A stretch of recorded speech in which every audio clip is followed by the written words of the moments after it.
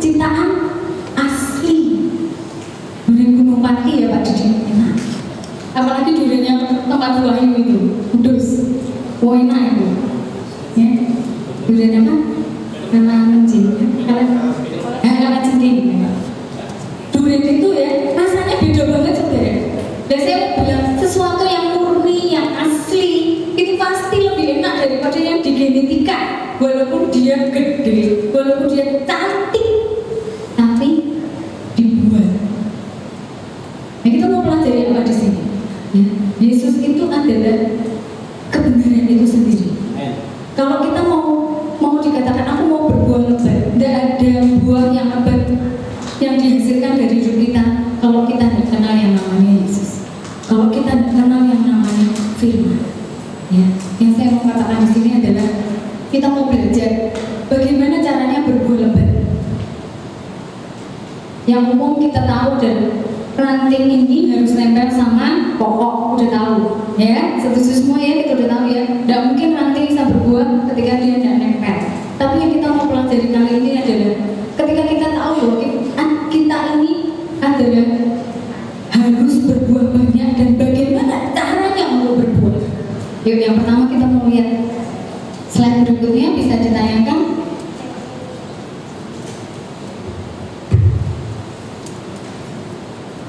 Di sini dikatakan ibu sama-sama ya di Roma 7 ayat 4 bahwa kita bisa berbuah banyak. Mau tidak mau adalah pertama kita harus tahu bahwa siapa kita. Ya. Kita ini miliknya Kristus. Dikatakan di situ, sebab itu saudara-saudaraku, kamu juga telah mati bagi hukum Taurat oleh tubuh Kristus, supaya kamu menjadi milik orang lain, yaitu milik Dia yang telah dibangkitkan dari orang mati agar kita berbuah bagi Allah. Saudara, tanpa kematian Yesus tidak bisa kita berbuah. Tanpa kematian Yesus tidak bisa menjadikan kita juga milik Dia. Ya. Siapa di sini yang percaya bahwa kita adalah diri kita ini adalah milik Kristus? Percaya? Coba angkat tangannya. Ya. Itu pernyataan, sebuah pernyataan iman bahwa aku percaya bahwa aku ini milik Kristus. Jadi kalau di firman Tuhan ini dikatakan bahwa saudara dan saya ya, adalah milik Kristus, yaitu milik Dia yang dibangkitkan dari antara orang mati, pasti tidak buahnya banyak. Pasti. Agar kita berbuah. Saudara, dituntut dari hidup kita bukan sebuah tuntutan sebenarnya ya. Bukan sebuah tuntutan harus toh. Bukan, harus itu bukan tuntutan. Ya, tapi sebagai ekspresi daripada kehidupan kita. Kalau kita tidak berbuah, ya saudara, itu kehidupan yang mati. Karena apa? Tidak ada dampaknya. Ya, dia tanaman, dia cuma hijau. Tanaman buah loh ya, yang saya maksud. Kan pasti ditunggu-tunggu buahnya. Saya tidak nuntut dari sebuah pohon untuk dia, ayo dong, kamu udah berbuah. Itu bukan tuntutan, karena memang dia pohon berbuah, ya dia harus keluarin buah. Tapi tidak bisa saya bilang sama orang lagi, kamu tuh kok tidak keluar buahnya. Ya tidak bisa saudara. Ya, dari dahulu destiny kita ini adalah kehidupan orang-orang percaya yang buahnya itu lebat. Makanya jangan heran kalau kita ini seringkali mendengar ya, tuntutan dari dunia. Ya, wong Kristen kok koyo ngono. Nah, sering kan? Bahkan kita sering menghakimi saudara kita sendiri. Kok seperti itu? Karena sebenarnya kehidupan kalau kita dibilang kamu milik Kristus, secara otomatis orang itu, nah ini buahnya mana itu orang ini? Ya? Dan kita itu pasti berbuah. Karena apa? Ketika kita terima Yesus, ya kita ini dikatakan mati. Ya. Orang yang terima Yesus, orang yang mengalami kelahiran baru, itu mati bagi hukum Taurat. Ya. Kita dibangkitkan bersama dengan Yesus. Yesuslah yang ada di dalam kita ini. Yesus itu dikatakan tadi pokok anggur. Ya, dia akan melahirkan buah-buahnya di dalam hidup kita. 19 9 buah roh itu loh, yang Pak Dici ya yang sampaikan. Kasih, sukacita, damai sejahtera, kesetiaan, kelemah lembutan, kesabaran, penguasaan diri, kebaikan. Ya. Itu akan lahir dengan sendirinya ketika kita tahu. Yang pertama tadi, kamu adalah milik Kristus. Ketika saudara tahu, aku ini milik Kristus. Ya. Kira-kira masih tidak di dalam diri kita berkata, apakah aku berkenan? Bisa tidak saudara?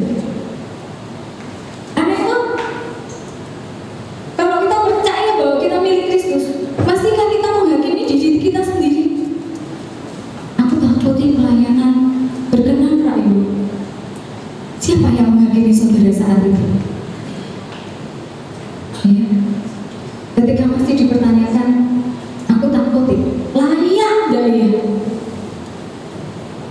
Kira-kira saudara bagaimana? Di sini dikatakan kamu milik Kristus. Buktinya Yesus itu sudah mati buat kita. Ya. Sudah mati dan sudah ada di dalam kita. Ketika kita percaya Dia sebagai Tuhan dan sebagai juru selamat kita, tidak ada kata kita itu tidak layak sih. Karena apa? Rohnya yang masuk di dalam kita itu membenarkan kita, melayakkan kita. Jadi tidak ada yang bisa ngomong aku tidak layak. Coba saudara renungkan, ketika kita bilang diri kita tidak layak, siapa yang sebenarnya lagi terngiang-ngiang di telingamu mengatakan kamu tidak layak? Dosa?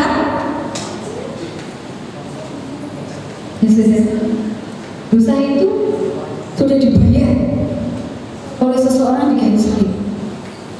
Dosa sudah dibayar oleh Yesus di kayu salib. Masih kita ketakutan akan dosa? Tidak bisa ya saudara. Katakan kepada dirimu sendiri, katakan ya, supaya yang di dalam ini itu bangkit.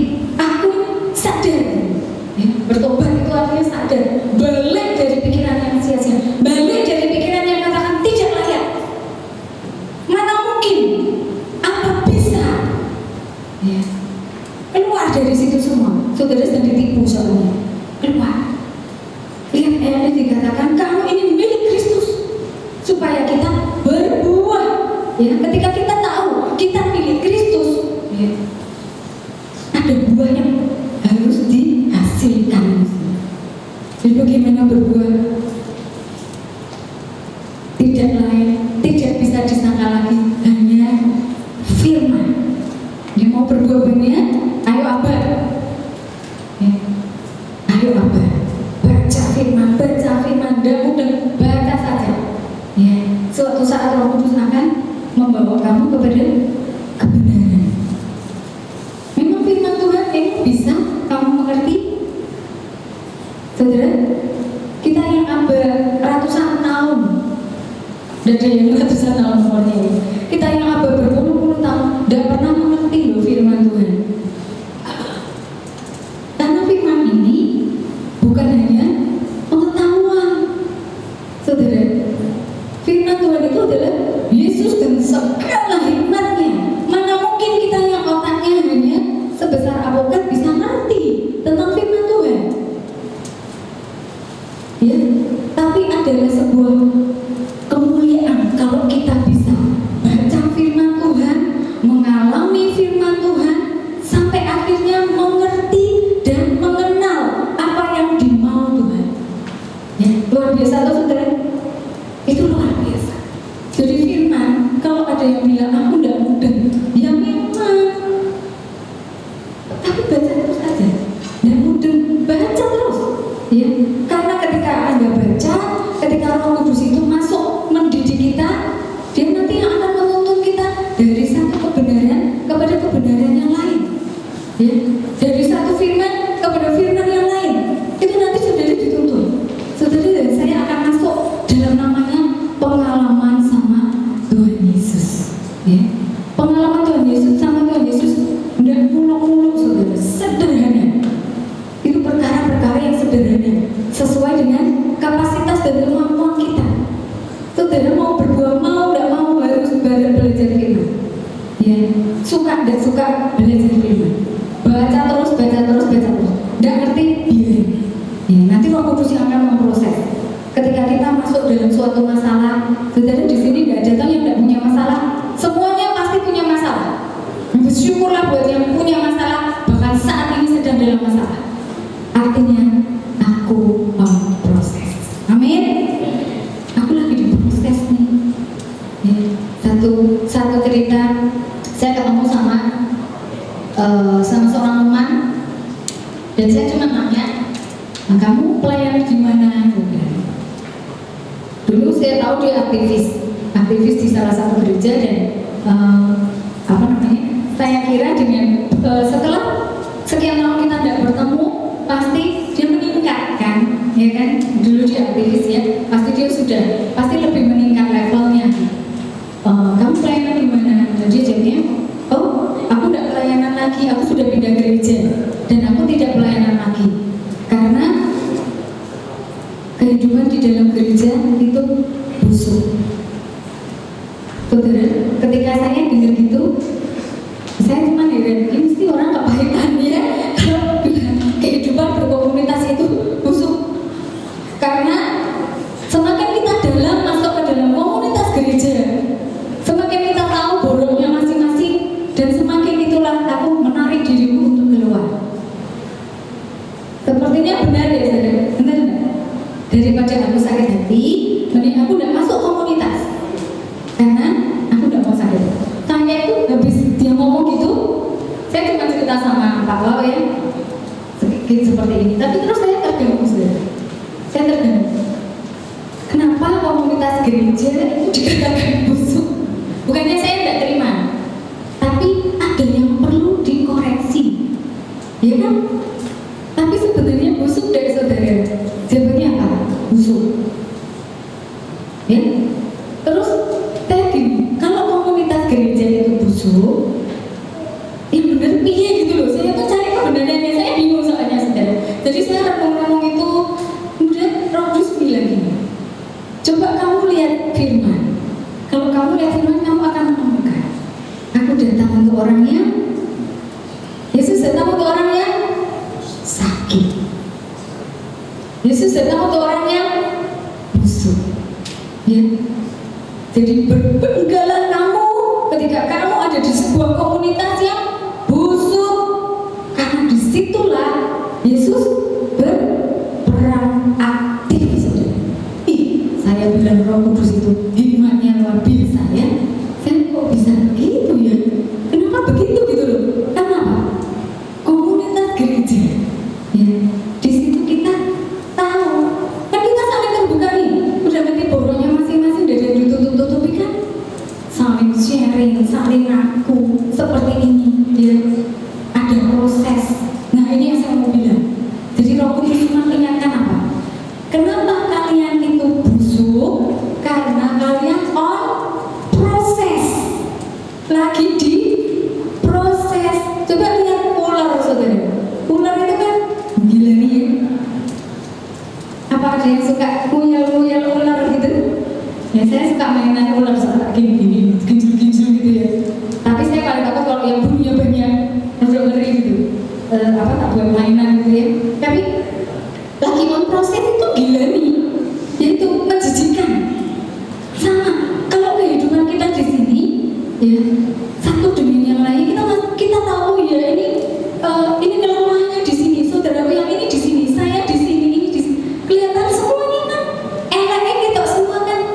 Tapi karena kasih karunia Yesus yang ada di tempat ini, kita bisa tahu saudaraku lagi diproses jadi indah. Ya, jadi mana kita itu saling mendukung. Ya, dia namanya memang di situ. Ayo kita doain. Ya. Ayo kita dukung dia untuk berubah. Jadi komunitas gereja, kalau yang nggak ngerti ya bilang gitu, busuk. Sampai akhirnya Roh Kudus membawa saya ngajak, coba kamu berpikir, di mana orang itu mau menemukan komunitas yang nggak busuk. Selama kita manusia, nggak bisa saudara. Ya kan? Apa sih kebenaran kita aja dibilang sama firman Tuhan juga busuk kok? Ya enggak? Kebenaran manusia adalah seperti kain larah. Saya pernah marah itu gombal yang kotor lagi. Ya, kain marah, maaf, kain marah gombal yang kalau zaman dulu orang mens itu pakainya gombal, bukan kayak sekarang pembalut ya, gombal. Kain marah itu kain gombal seperti itu. Betapa jeleknya kebenaran manusia. Jadi kalau dia bilang busuk benar. Tapi kita mau bicara di sini adalah komunitas kita di dalam prosesnya Tuhan menjadi indah.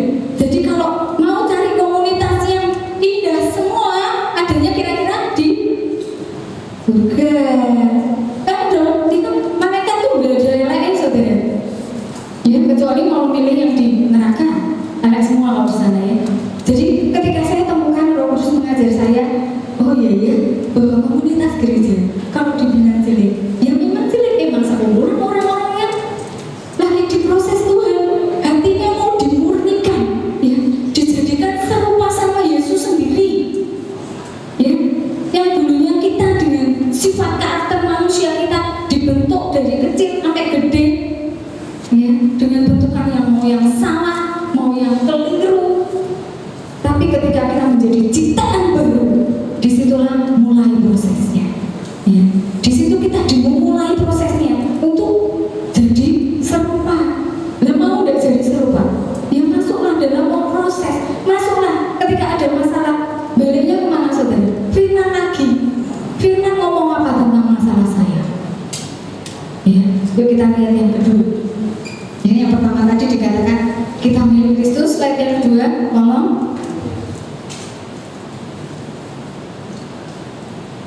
Nah di sini kita mulai sebuah masalah ya, yang nantinya menjadikan kita ngerti. Kejadian 50 ayat 20, memang kamu telah mereka-rekakan yang jahat terhadap aku, tetapi Allah telah mereka-rekakannya untuk kebaikan, dengan maksud melakukan seperti yang terjadi sekarang ini, yakni memelihara hidup suatu bangsa yang besar.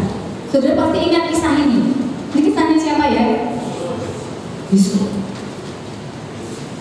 Ketika kita sudah ngerti bagian kita, aku ini milik Tuhan, aku ada bagian yang akan diproses di dalam hidup kita. Aku milik Tuhan, aku ini ciptaan yang baru, ya, ciptaan yang baru artinya ciptaan di mana hidup kita, seluruh yang kita miliki sepenuhnya diserahkan kepada otoritas Yesus. Saudara tidak bisa pilih lagi kehendak kita. Ya, dan kehendak bebas pilih. Saudara ketika saudara ciptaan baru masih milik kehendak bebasnya sendiri, boleh nggak? Boleh ya. Tapi saudara mau muter-muter di padang gurun berapa lama? Pertanyaannya hanyalah tentang waktu. Ya, tentang waktu. Mau cepat prosesnya atau mau tetap panjang? Kemarin tuh Pak Lo kayaknya nyampe ini. Untuk Israel keluar dari Mesir butuh waktu. Mengeluarkan Israel dari Mesir butuh 10 tulah. Ya kan? Keluar tuh akhirnya. Tidak perlu puluhan tahun. 1 tulah, 2 tulah, sampai 10 tulah akhirnya keluarlah Israel dari Mesir. Tapi butuh berapa lama mengeluarkan Mesir dari Israel? Tahu saudara? Bagaimana mengeluarkan Mesir, sifat-sifat karakter Mesir dari Israel? Butuh lebih lama, 40 tahun. Ya, sama di hidup kita. Berapa lama lagi yang mau dibutuhkan untuk mengeluarkan Mesir, mengeluarkan manusia duniamu ini, ya, dari hidup yang dijanjikan serupa Tuhan itu? Berapa lama yang kita butuhkan tergantung kita saudara, bukan tergantung Tuhan. Pilihan itu ada di kita, destiny itu ada di kita, ya. Karena apa? Sudah dibayar lunas semuanya, tinggal kita mau ngambil enggak. Berapa lama yang dibutuhkan tergantung kita sendiri. Mau cepat, mau lambat, santai dulu kan. Ya, nek tunggu 80 tahun. Ya, yang makin muda banyak sekarang. Jadi pertanyaannya adalah berapa lama lagi yang dibutuhkan untuk kita berubah? Sekarang, waktunya itu sekarang. Sekarang, hidup sama Tuhan, day by day. Nanti kan firman Tuhan kan katakan 70 sampai 80 tahun. Kok ada yang 20 tahun dipanggil? Kok ada yang 40 tahun sudah dipanggil? Hiduplah bersama Tuhan day by day. Kalau pagi saya bisa buka mata, itu tandanya aku harus berbuah. Kalau hari ini aku mengeluarkan air mata, itu tandanya aku mau berbuah.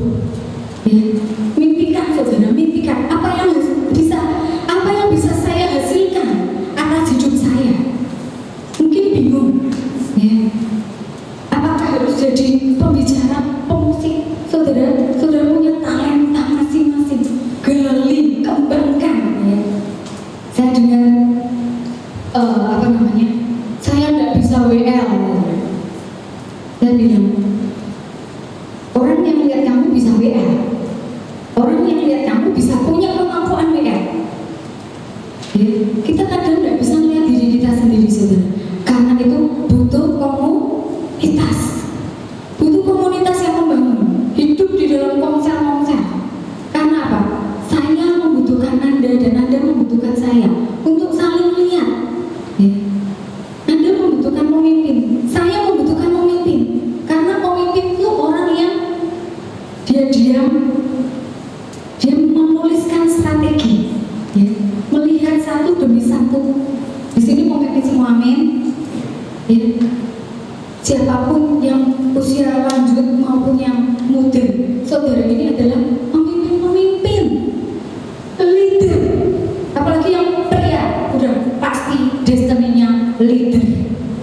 Seorang pemimpin bisa melihat loh, ini orang punya kemampuan apa. Lalu itu digali. Saya lihat seseorang punya kemampuan ini, ayo difasilitasi dia masuk ke destiny. Paling gampang adalah orang tua, ya. Contohnya orang tua. Kita orang tua pasti ngerti nih, anak kita punya apa. Walaupun karakternya buruk, jangan lihat karakter yang buruk, saudara. Jangan sampai ketika kita jadi orang tua itu sakit hati sama karakter anak, ya. Jangan sampai. Bagaimana caranya tidak sakit hati? Lihat apa yang Tuhan sudah letakkan atas anak-anak kita. Gali, temukan, doakan. Ketika kita melihat destiny atas seseorang, ya, yang tumbuh atas orang itu destininya. Ya, walaupun menjengkelkan kayak apapun, kita percaya dia miliknya Yesus. Anak kita yang menjengkelkan itu sudah ditebus Yesus, dan Yesus pasti berkarya di dalam hidupnya. Hanya butuh orang-orang untuk melihat dan mendukung dia. Ayo bisa. Ya, sebagai orang tua, mungkin sudah lanjut. Anak-anak sudah mentas semua, sudah bekerja, sudah masa berbuah. Apa yang bisa masih tidak bisa berkarya? Masih bisa. Masih aku bisa berbuah bagi kerajaan surga. Bisa. Orang-orang tua cari firman, ngomong aja tentang firman. Ya. Aku diberkati, keturunanku diberkati, anak-anakku diberkati. Ya. Bahwa perkataan orang benar, apa namanya? Ada yang ingat? Besar kuasanya, besar loh, saudara. Ya, perkataan orang benar, besar kuasanya. Tadi kita milik Kristus sudah dibenarkan. Anda adalah orang-orang yang benar. Berarti perkataan kita adalah perkataan yang besar kuasanya. Karena itu hati-hati berbicara daripada berbicara yang hoax, mending ngomongin firman. Ya. Mending bilang, istriku akan menjadi anggur yang lebat. Ya, tugas para suami itu oleh istrinya jadi anggur yang manis, supaya kalau bangun pagi itu istriku cantik sekali, manis gitu ya. Itu butuh perkataan, ya, butuh perkataan yang diperkatakan. Mungkin para istri gantian doain suaminya memperkatakan firman Tuhan. Suamiku adalah imamat yang raja, ya, punya fungsi imam tapi dia raja. Keren tuh, saudara. Itu suaminya yang tiba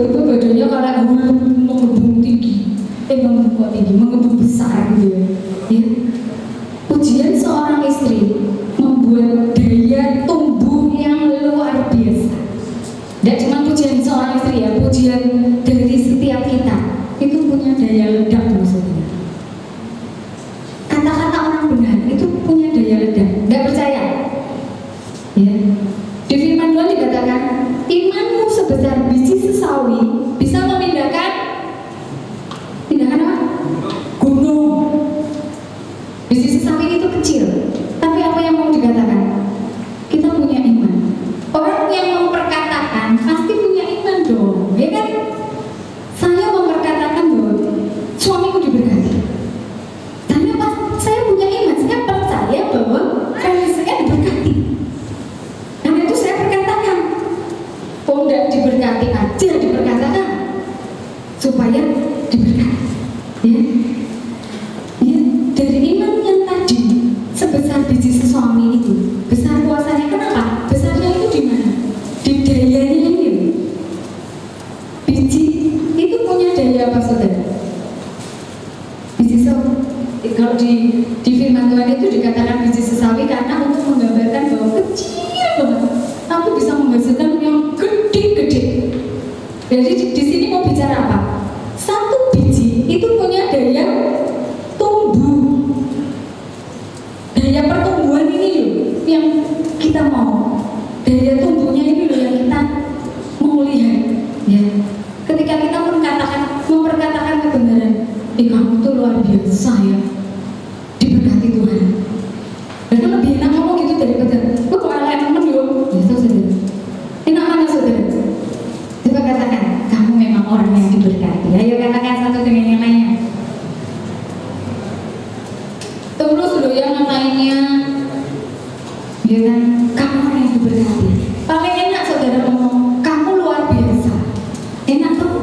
Ketika kita mengeluarkan kata-kata yang manis, sebenarnya kita lagi berbuah itu, ya, saling memuji, tidak cuma suami istri apalagi saudara, itu wajib, ya, sekalipun yang sudah pernikahannya mungkin 30-40 tahun, saling memuji, ya om tante, ketika putih rambutmu kamu tetap cantik,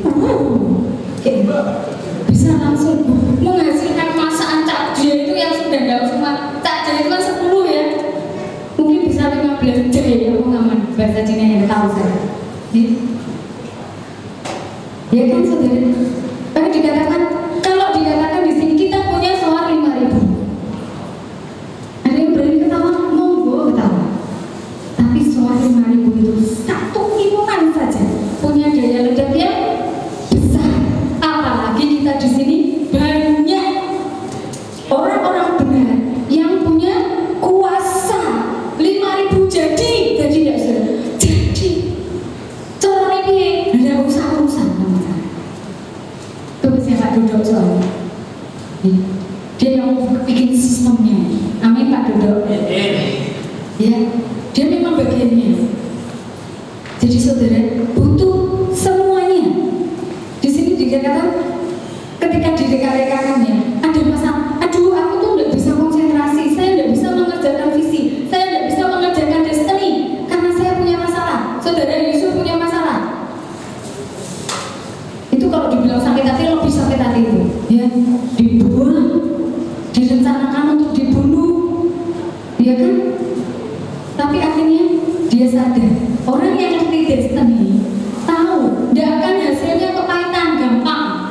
Ketika saudara disakiti, ketika saudara ada masalah, ya hasilnya kepahitan. Itu tidak ngerti destiny. Kalau tahu destiny hasilnya seperti ini. Dia tahu bahwa segala yang terjadi dalam hidupku adalah untuk kebaikan. Tetapi Allah telah merekatkannya untuk kebaikan. Ada maksudnya. Sebuah proses Tuhan ada maksudnya dalam hidup kita.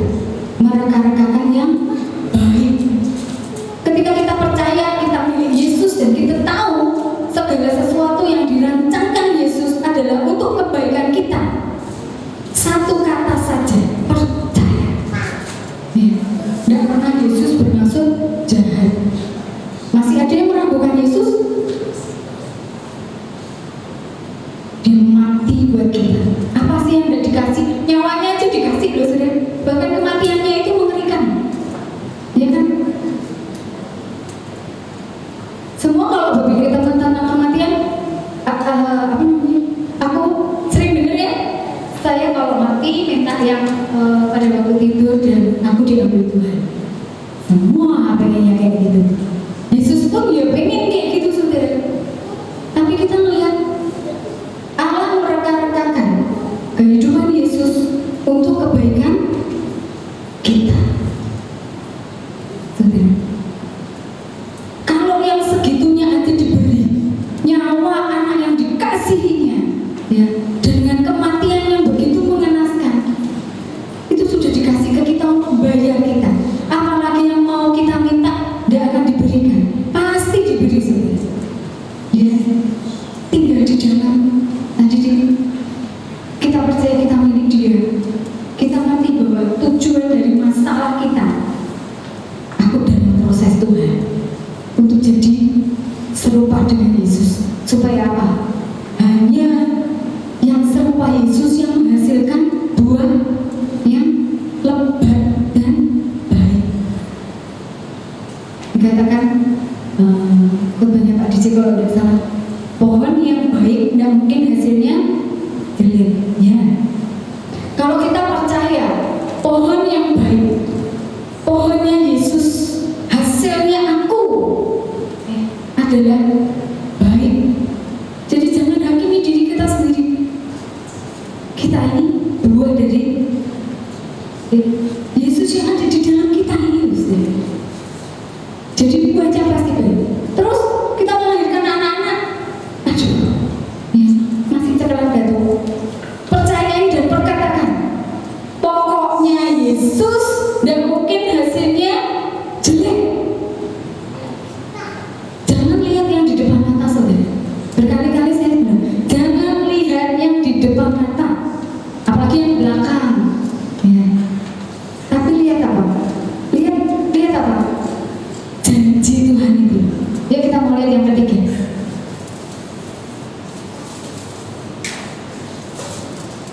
Ya, saudara, jangan lihat apa yang di depan mata, tapi lihatlah janji Tuhan. Kita hidup bukan karena kita melihat, tapi kita hidup karena percaya. Percaya apa toh? Ini loh, salah satunya. Ya, dikatakan di Yesaya 49 ayat 6b, tetapi aku akan membuat engkau menjadi terang bagi bangsa-bangsa, supaya keselamatan yang daripadamu sampai ke ujung bumi. Saudara dikatakan, saudara ini dan saya dipercaya Tuhan menjadi apa? Terang. Tadi buah anggur, ya, hidup kita menghasilkan buah yang manis, banyak dan manis. Untuk apa toh? Supaya kita itu akan jadi terang. Ya. Terang. Bagi siapa saudara? Terlalu kecil kalau kita bilang, aku jadi terang buat suamiku. Malu saudara. Kapasitas digital bukan kapasitas kecil. Wadah kita bukan wadah yang kecil. Sekalipun bentuk kita paling tinggi 175, ya, tapi kapasitas kita tidak bisa diukur. Karena apa? Unlimited. Kenapa unlimited? Karena Yesus yang tadi di dalam ini, Yesus yang di dalam ini yang akan membawa kita kepada perkara besar. Tinggal masalahnya mau apa tidak. Ya, dikatakan, aku akan membuat engkau menjadi terang bagi bangsa-bangsa. Kalau saudara bilang menjadi terang, adalah wes ngerti lah. Memang kita kan terang ya. Kamulah terang dan garam. Memang aku terang. Tapi terangnya di mana? Kalau terang itu cuma di sini kecil. Aku hanya jadi berkat buat suamiku. Kecil saudara. Saat ini aja belum jadi berkat mungkin ya bagi suami, atau yang perasaan lu belum jadi berkat deh. Ya. Tapi firman Tuhan dikatakan, aku akan membuat kau jadi terang bagi bangsa.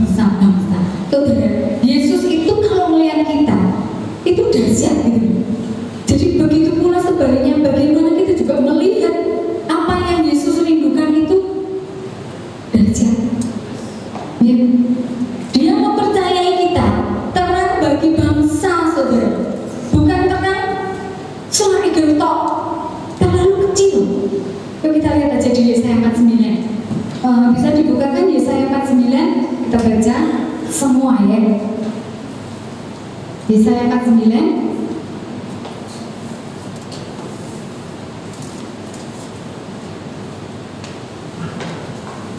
Dari ayatnya yang pertama, tolong dibukakan.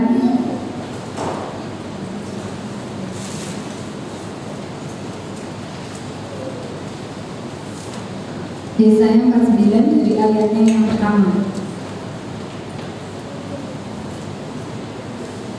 Perikopnya adalah hamba Tuhan. Nah, di sini dikatakan, saya akan bacakan dari ayat 1. Kita simak sama-sama ya. Dengarkanlah aku, hai pulau-pulau, perhatikanlah, hai bangsa-bangsa yang jauh. Tuhan telah memanggil aku sejak dari kandungan, telah menyebut namaku sejak dari perut ibuku. Ayat 2 tolong dibaca. Ia telah membuat hidupku seperti dan membuat aku berlindung dalam naungan-Nya. Ia telah membuat aku di tanah yang suci dan menentukan aku dalam tanahnya. Ia berfirman kepadaku, engkau adalah hambaku Israel, dan olehmu aku akan menyatakan keagunganku. Tapi aku berkata, aku telah bersusah-susah dengan percuma, dan telah menghabiskan kekuatan dengan sia-sianya dalam berguna. Aku terjadi pada bulan, dan lupaku pada aku. Maka sekarang firman Tuhan yang membentuk aku sejak dari kandungan untuk menjadi hambanya, untuk mengembalikan Yakub kepadanya, dan supaya Israel dikumpulkan kepadanya, maka aku dipermuliakan di mata Tuhan, dan Allahku menjadi kekuatanku, firman-Nya. Lalu sedikit dahulu menyambut dari untuk mengadakan suku dari Yakub dan untuk mengembalikan orang-orang yang masih terkena. Tapi aku akan membuat kau menjadi teman dari bangsa-bangsa supaya keselamatannya berkurang sampai itu. Beginilah firman Tuhan penebus Israel, Allahnya yang Maha Kudus, kepada Dia yang dihinakan orang, kepada Dia yang dijijikkan bangsa-bangsa, kepada hamba penguasa-penguasa. Raja-raja akan melihat perbuatanku, lalu bangkit memberi hormat, dan pembesar-pembesar akan sujud menyembah, oleh karena Tuhan yang setia, oleh karena yang Maha Kudus Allah Israel yang memilih engkau. Saudara, dikatakan di ayat 6, terlalu sedikit bagimu hanya untuk menjadi hambaku. Jadi kalau sekarang saat ini kita semua di sini ini hamba-hamba Tuhan ya. Hamba Tuhan adalah orang yang melakukan kehendak Tuhan. Jadi siapapun kita di sini adalah sebenarnya hamba Tuhan. Jadi kalau begitu hamba Tuhan dia dari ya saudara takut ya adalah ya aku hamba Tuhan.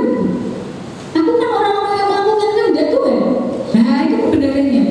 Jadi katakan di sini terlalu sedikit nek kamu itu cuma jadi hamba Tuhan ya, untuk menegakkan suku-suku Yakub, untuk mengembalikan orang-orang Israel yang masih terpelihara.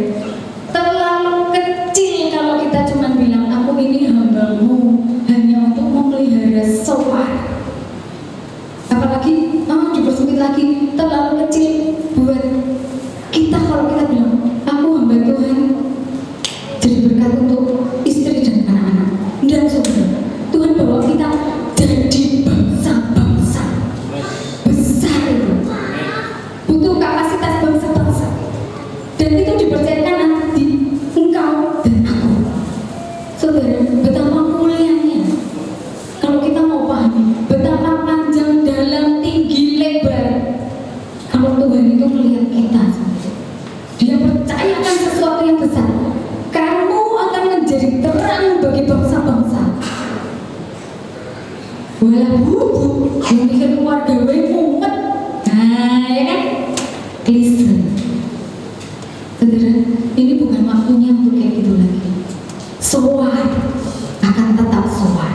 Punya masalah atau tidak punya masalah itu tetap akan membumbung tinggi. Mau? Kalau udah mau soalnya ketinggalan. Ya. Zaman ini zaman percepatan. Hari-hari ini hari-hari percepatan. Saudara, kalau udah mau akan tertinggal.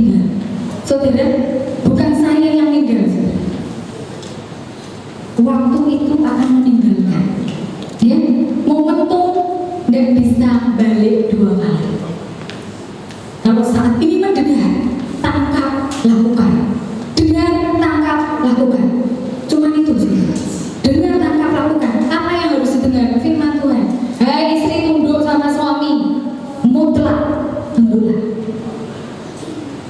Hai suami, hormati istrimu. Kasihi istrimu, kasihi. Atau begini. Tunggu. Ya, kalau ada yang curhat sama saya bla bla bla bla bla bla, gampang, tunggu. Yang ini bla bla bla bla bla bla, hormati. Nah memang itu kuncinya gitu loh. Saya juga nggak tahu gitu ya.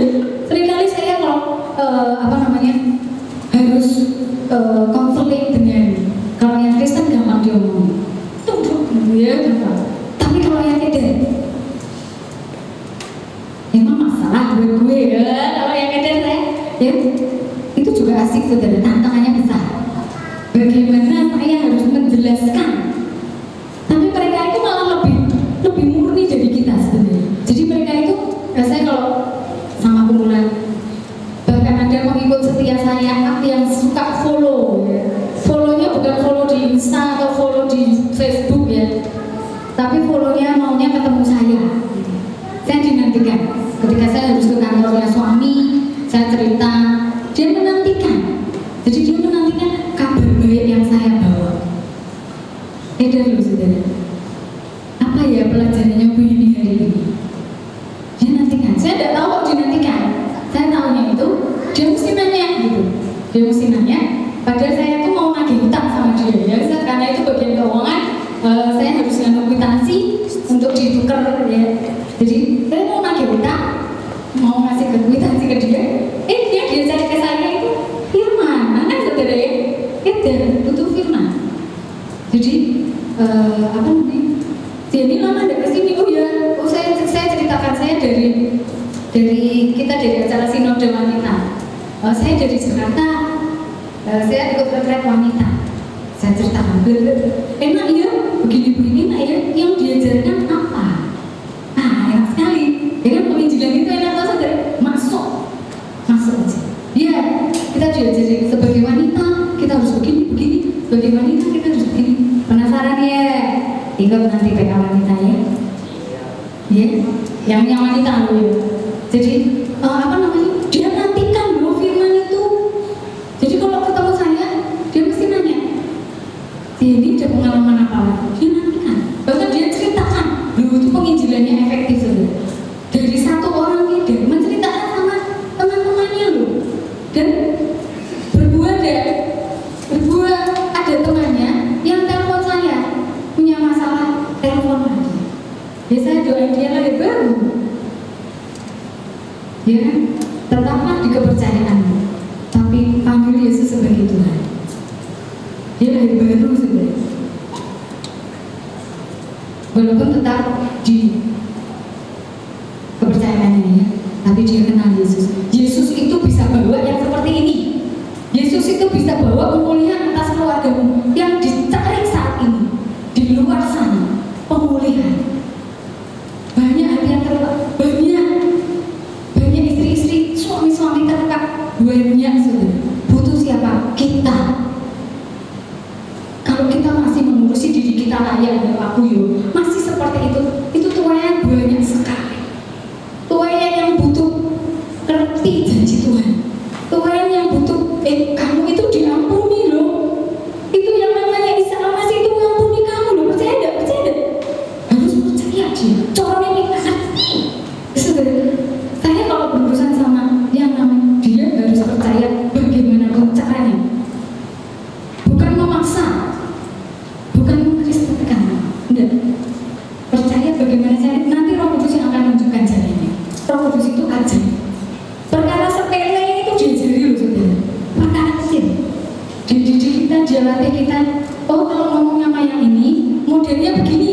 Kalau ngomong yang model ini, bilangnya seperti ini. Ketika saya sudah lolos dari yang edan, saya dikasih Tuhan yang swastiastu ya. Saya diajari yang seperti itu. Maksudnya saya harus menginjili yang seperti ini.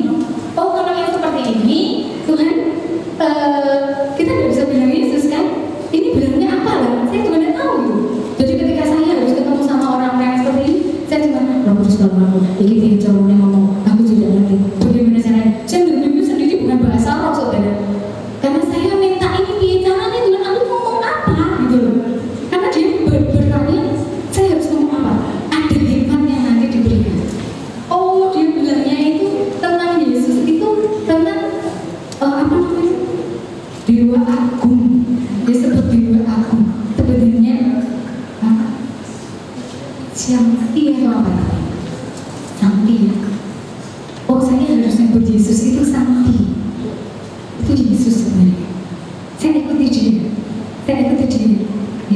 walaupun belum bertobat, ketika orang dekat sama saya, dia harus bertobat.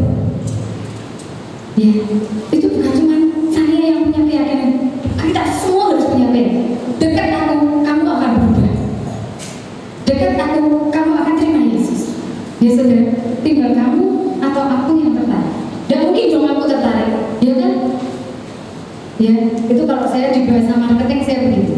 Saya mau direkrut orang dan saya juga mau merekrut dia. Karena saya direkrut duluan.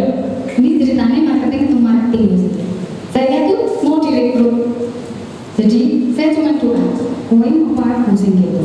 Ya, saudara. Tapi karena kita bilang perkara-perkara besar yang akan terjadi, Tuhan janjikan perkara-perkara besar. Orang itu yang merekrut hari ini. Amin. Nah, itu yang gede. Itu iman. Butuh ikut Yesus. Butuh iman yang kecil. Imannya tidak perlu besar. Ya, iman yang kecil. Karena iman kecil itu bisa, yang kecil aja bisa minggat gunung, saudara. Firman yang bilang. Karena dari perkataan dia punya daya tumbuh yang luar biasa. Ya. Perkataan kita atas anak-anak kita. Kita kalau doain suarkit, mereka luar biasa. Masuk destiny Tuhan. Adakah jadwal doa di tempat ini untuk anak-anak? Jangan cuma doa untuk anak kita saja.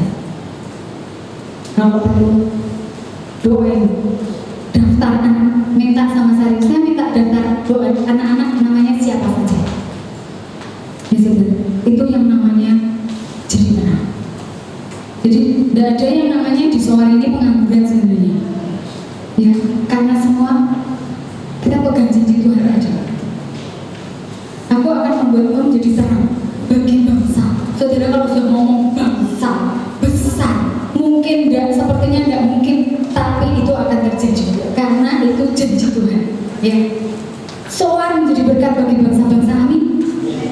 Bicara tentang bangsa, saya kira ini saya harus pergi seperti memiliki ke bangsa-bangsa. Tetapi kemarin ketika saya di Jakarta dan Tuhan lawat saya bicara tentang bangsa, di sekelilingmu ini bangsa ternyata. Walah, tiba aku berpikir saya harus ke Dubai, saya harus ke Mesir, saya harus kemana gitu. Ya itu kalau diizinkan Tuhan kita akan ke sana. Tapi ternyata sekeliling kita ini bangsa-bangsa, saudara. Anak-anak saudara itu akan melahirkan bangsa-bangsa. Jadi tidak jauh-jauh. Makanya suara Eagle mulai berbenah. Ayo berkati, perlengkapi. Saudara kalau melihat potensi, aku di mana ya? Aku mau jadi yang seperti itu destiny-nya sebenarnya sudah jadi gitu. Jadi terang bagi bangsa-bangsa. Kayak kita tuh mau masuk enggak di sana gitu. Ambil bagian, ya. Yang merasa 2 talenta jadikan 4, yang 5 jadikan 10. Karena ini masa unlimited. Kalau firman Tuhan bilang 2 jadi 4, sekarang 2 bisa jadi 20. Unlimited gitu loh. Ya saudara, jangan batasi. Ketika Tuhan mau berkata, kamu itu besar. Karena aku ini besar. Coba lihat Yesus zamannya Yesus tidak ada gadget loh saudara. Tapi dia sampai hari ini mendunia. Kenapa? Yesus hanya milih berapa? Yesus cuma milih berapa orang? 11. Di sini berapa saudara? Lebih dari 11. Kalau Yesus bisa menguasai dunia, ya kan? Sampai hari ini tidak ada nama Yesus tidak didengar. Semua dengar nama Yesus. Padahal dari majalah, no speaker, ya, no gadget lagi. Tapi sampai hari ini nama Yesus tetap didengar. 11 orang melahirkan bangsa-bangsa. Karena itu percaya, soal melahirkan bangsa-bangsa. Percayai anak kita ini, ya. Ketika kita berdiri satu orang ini loh, Anda ini bicara tentang itu generasi loh yang kamu hasilkan. Ya. Kita satu orang ini nanti berapa ribuan generasi di belakang kita, saudara. Itu berapa banyak? Ya karena itu dikatakan terang bagi bangsa. Kita ini terang. Kalau kakeknya, neneknya terang, belakangnya gimana saudara? Firman diciklah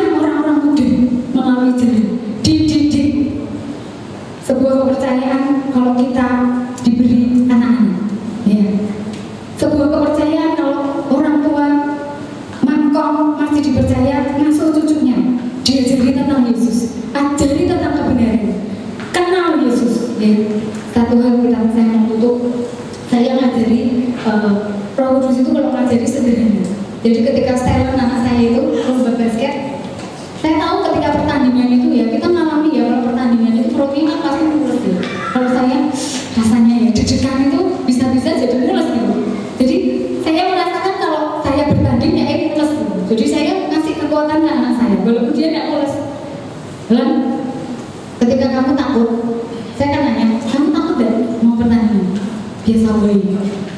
Anak milenial kalau ditanya jawabannya mesti biasa deh. Karena dia nggak mau kita berpanjang-panjang gitu ceritanya ya. Jadi biasa boleh. Tapi saya tahu dia takut. Saya kan maminya, saya hafal gitu. Terus, Len, kalau kamu takut, kamu panggil Yesus. Yesus tolong aku. Saya bilang, saya harus pakai bahasa anak-anak karena saya ngomong sama anak-anak ya. Yesus tolong aku, ya. Mami nggak bisa nolongi kamu lari ke lapangan. Ya kan nggak lucu lagi pertandingan maminya menolongi dia juga nggak lucu saudara. Tapi Yesus bisa kawal kamu sampai di tengah lapangan. Dimanapun kamu ada, saat mau ngasuhin bola, Yesus bisa menemani kamu. Kalau mami nggak bisa, ya saya ajarin. Percaya nggak? Yesus bisa nolong kamu ketika kamu, ya kalau sudah dikepung kalau namanya basket itu kan mau masukin bola kan ada tim pengepungnya ya, defense-nya itu loh, tim pertahanannya. Dia tubuhnya kecil, musuhnya gede-gede saudara. Hanya yang maminya boleh gak terima, musuhnya gede-gede. Tapi diizinkan ya bertubuh kecil gitu ya. Saudara, saya cuma bisa, makanya saya nggak bisa nolongin dia kan. Saya bilang ngajari dia untuk minta tolong Yesus. Ketika kamu dribble gitu ya, Yesus tolongin, masuk. Nah, kata-kata iman dong, masuk. Ajari dia punya iman.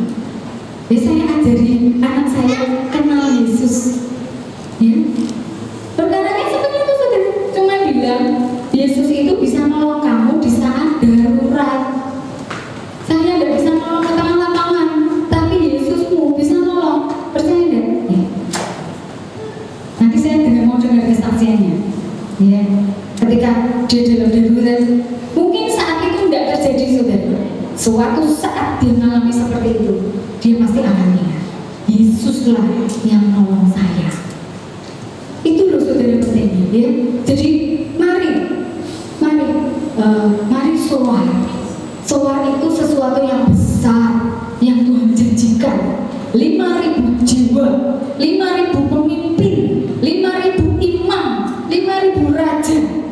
Ya. Bicara tentang raja, saya diingatkan Pak Arsono tentang raja-raja. Kita ini imamannya raja nih. Ya. Fungsi keimamannya punya kapasitas raja. Punya kapasitas raja artinya kapasitas untuk berotoritas. Yesus punya otoritas atas hidup kita. Kita punya otoritas atas keadaan kita. Berotoritaslah atas masalah. Ya. Jadilah penguasa-penguasa di mana saudara ditempatkan. Bukan sok kuasa loh saudara. Lain loh ya. Penguasa itu memang dia tempatnya di sana. Tempat kita adalah penguasa. Ada 8 gunung yang harus dikuasai. Ya, kebudayaan, kesenian, mungkin komputer itu ya, dunia gadget, multimedia. Kuasai. Ayo yang masaklah ala kerajaan. Ya, kalau ngidangin sayur asem di meja makan jangan sama cine. Saudara ya, masa menghadirkan sayur asem sama cine? Itu kerajaan ya, saudara. Kerajaan ketika menghidangkan makanan, peralatannya aja diperhatikan. Ya saudara, maaf, itu soalnya saya lakukan. Ya, jadi saya terbuka. Saya mau repot, saat mancing-mancingnya saya taruh di meja. Dan itu saya ditegur Tuhan. Itu raja kan? Siapa yang kamu layani? Masa melayani seorang raja seperti itu? Dan saya akhirnya ambil mancingnya, tak ganti mangkok yang api itu. Karena saya melayani Raja Lau. Ya.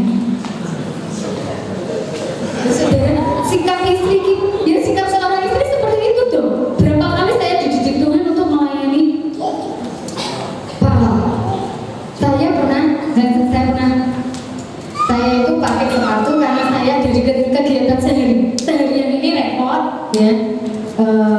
Saya nggak begitu berurusan dengan penampilan saudara. Asal sudah yang penting hatinya, ya kan? Yang penting hati saya, Tuhan tahu gue dong. Tapi suami saya nggak bisa, ya. Suami saya sangat care dengan penampilan. Ya, jadi ketika saya ditolak, sepatumu mana? Saya pakai sepatu, saudara, sepatu sendal tapi. Terus di mobil, ya, memang di mobil. Tapi maksud saya tidak tahu itu di mobil. Maksud saya pakai ini tuh kan ya udah popo, maksudnya sepatu sendal yang tak pakai waktu itu. Tapi ketika saya dikoreksi sama suami, lalu mana? Kita juga popo ya, kita juga api ya, apa sih? Gitu kan? Buat saya bagus betulnya. Tapi Roh Kudus ingatkan, saya tadi bilang sepatu itu di mobil. Maksudnya saya lupa bawa sepatu ya, waktu itu ya saya lupa bawa sepatu. Tapi pakai ini tuh juga ada masalah gitu loh ya. Buat saya ada masalah, buat suami saya masalah. Dan nyaman dia narik ya. Karena kalau saya nggak pakai yang tinggi itu, memang anaknya kali ya, gitu ya. Dan saya juga sadari memang ya, dia tinggi sekali dan saya pendek sekali gitu ya. Terus akhirnya, tapi luar biasa ketika kita sudah berdoa semua dan saya juga sudah berdoa, tapi saya jadi tidak nyaman itu. Roh Kudus itu bisa ngasih tahu gitu loh. Ya, sepatumu ada di bawah mobil sebelah kiri. Saya tinggalkan tempat ini, saya langsung keluar, saya pinjam kuncinya, saya buka, sepatu saya ada di situ. Dan saya tidak pernah tahu kalau memang ada sepatu di situ gitu loh. Roh Kudus perkara kecil aja dikasih tahu. Roh Kudus lagi mendidik saya untuk saya tahu apa yang Rojone ini ngomong suka dan tidak suka gitu saudara, iya kan? Istri-istri, ya. Kalau saudara mau bicara tentang ngerti tentang yang tadi dikatakan berbuah bagi kerajaan, berbuah bagi rumah Tuhan, perkara kecil dulu.